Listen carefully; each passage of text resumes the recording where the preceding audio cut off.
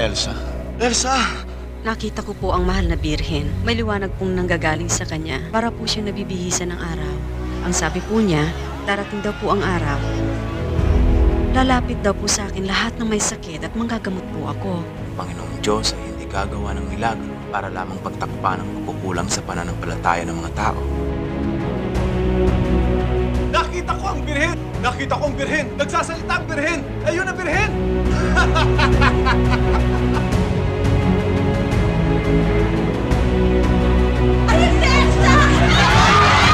Hindi lang daw po sugat ng katawan, kundi pati yung sugat ng mga kaluluwa. Pinagbibilhan niyo sila ng himala. Tinutulungan namin sila. Marami kang nagkasunod, pero wala kang kaibigan. Pinatay mo aking anak! Pinatay mo ang aking anak! Pupunta ka sa impyerno! Pupunta ka sa impyerno! Ikaw ang may sakit, hindi ang mga tao.